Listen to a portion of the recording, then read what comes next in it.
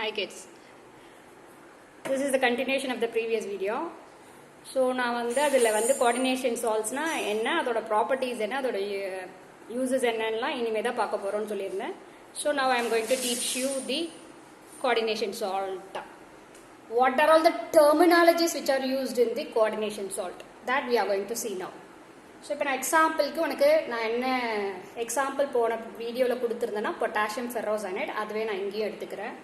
The formula for potassium ferrocyanide is K4FeCN6. So the name of the compound is potassium ferrocyanide. But the terminology which are used in coordination compound என்னென்ன, அதில் first என்னன்னு பார்த்தீங்கன்னா Lewis acid. According to the Lewis concept of acid and base, Lewis acid na enna electron acceptor.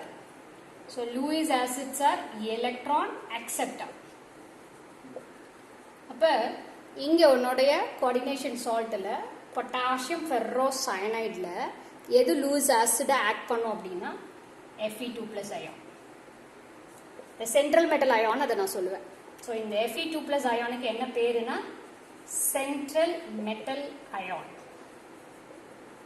which is present inside the square bracket. So உன்னோட square bracket குள்ள ஒரு metal ion இருக்கும், சில ligands இருக்கும்.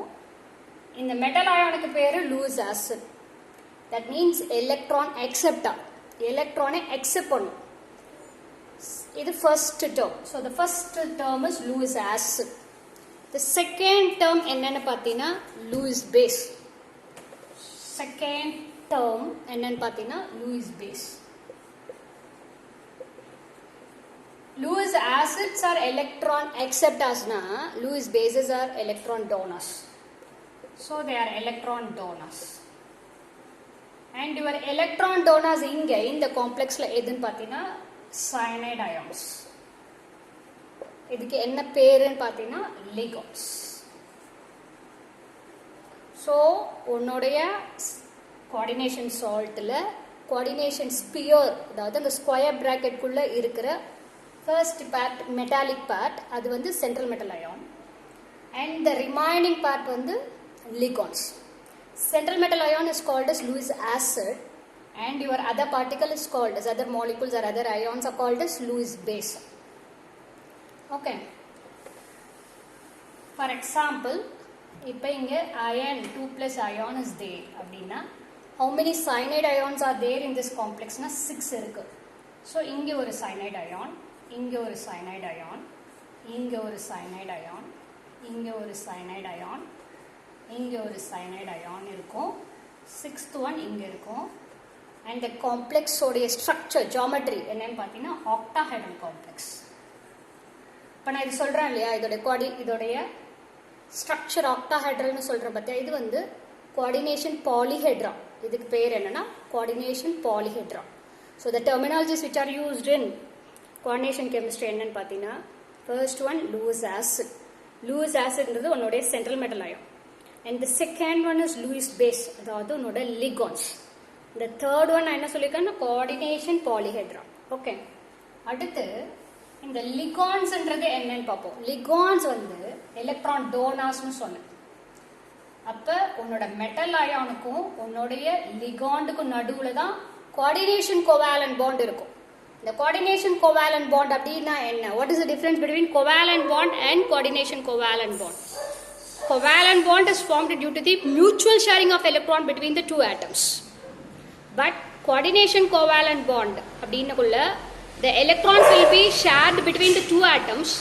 But one atom will share its electron, the other atom will just accept the electron. So நான் என்ன சொல்றேன்னு புரியுதா? இப்போ ஃபார் எக்ஸாம்பிள் கார்பன் எடுத்துக்கிறேன். கார்பன் வந்து 4 கார்பனோட கனெக்ட் ஆகுது அப்படின்னா இங்க என்ன பாண்ட்னா கோவேலன்ட் பாண்ட். இந்த கோவேலன்ட் பாண்ட்ன்றது இந்த கார்பன் ஒரு எலக்ட்ரானை கொடுக்குதுன்னா நடுவில் இருக்க கார்பன் ஒரு எலக்ட்ரானை கொடுக்க. Mutual sharing of electron between the two atom. So if you are taking the atom A and B, the bond formed between the A and B is because of the mutual sharing of electron, then the bond is said to be a covalent bond. But the 2 electrons are given by the A and the B is just accepting the electron, but the 2 electrons between A and B is shared by both the atom, then the bond is said to be coordinate covalent bond. என்ன சொல்றேன்னு புரியுதா? A electrons கொடுக்கும். For example, இப்போ நான் ammonia இருக்குன்னு வெச்சுக்கோ. அமோனியோட formula NH3. இதுல இங்க lone pair of electron இருக்கு. இது வந்து BF3. BF3 க்கு இந்த போரானுக்கு என்ன பண்ணும்னா எலக்ட்ரான்ஸ் ஷேர் பண்ணும். பட் அந்த ரெண்டு எலக்ட்ரானும் நைட்ரஜன்ல இருந்து தான் வரும், போரான் ஜஸ்ட் எக்ஸெப்ட் பண்ணும். ஆனா அந்த ரெண்டு எலக்ட்ரானையும் ஷேர் பண்ணிக்கிறது ரெண்டு ஆட்டம். அப்ப ஏக்கும் பிக்கும் நடுவுல இருக்க எலக்ட்ரான்ஸை ஏவும் பியும் ஷேர் பண்ணிக்குது, but it is from the A alone. Then the bond is said to be coordinate covalent bond. The sharing of electron between the two atoms, but the shared pair of electron is coming from only one atom, then the bond is said to be coordinate covalent bond. அதுதான் இங்க உன்னோட coordination காம்பவுண்ட்ஸ்ல central metal அயானுக்கும் லிகாண்டுக்கும் நடுவுல இருக்கு. அப்ப இந்த லிகாண்ட்ஸ் நான் எப்படி classify பண்ணலாம்? how the ligands can be classified அப்படின்னு பாத்தீங்கன்னா monodentate ligand, monodentate, didentate or bidentate, and the third one is pathina polydentate ligand. Monodentate ligand na it will form only one coordinate covalent bond. The ligand will form only one coordinate covalent bond with the central metal ion. இப்போ இங்க 6 cyanide இருக்கு. cyanide உடைய ஒரு cyanide ion வந்து ஒரு coordinate covalent bond தான் form பண்ணும். அப்ப 6 cyanide ion 6 coordinate covalent bond with the central metal ion கூட ஃபார்ம் பண்ணுது. இதுதான் முன்னாடி ஸ்ட்ரக்சர் போட்டேன். சோ அப்ப ligands எத்தனை pair of electrons அது கொடுக்குது அதை வச்சு என்னால கிளாசிஃபை பண்ண முடியும். எப்படி கிளாசிஃபை பண்ணலாம்னா monodentate, bidentate and polydentate. If it forms only one coordinate covalent bond, then it is called monodentate ligand. If it forms two coordinate covalent bond, it will be called as bidentate. Or if it is more than two, it will be called as polydentate ligand. So the first terminology is Lewis acid, which is central metal ion, which is a electron acceptor. The second terminology is ligand, which is a Lewis base, which is a electron donor. And அதுக்கப்புறம் பார்த்தீங்கன்னா இந்த bracket குள்ள நான் எழுதுறேன் இல்லையா ஒரு criteria, என்ன எழுதுறேன்? சென்ட்ரல் மெட்டல் அயான் எழுதுறேன், அப்புறம் லிகாண்ட்ஸ் எழுதுறேன். இந்த லிகாண்ட்ஸ் வந்து n நம்பர்ஸ் இருக்கலாம், 1 இருக்கலாம், 2 இருக்கலாம், 3 இருக்கலாம், எது வேணாலும் இருக்கலாம். இங்க சார்ஜ் இருக்கலாம், n பிளஸ் ஆர் மைனஸ் இருக்கலாம், இல்ல n value will be equal to 0 கூட இருக்கலாங்க. இப்ப இது சென்ட்ரல் மெட்டல் அயான்,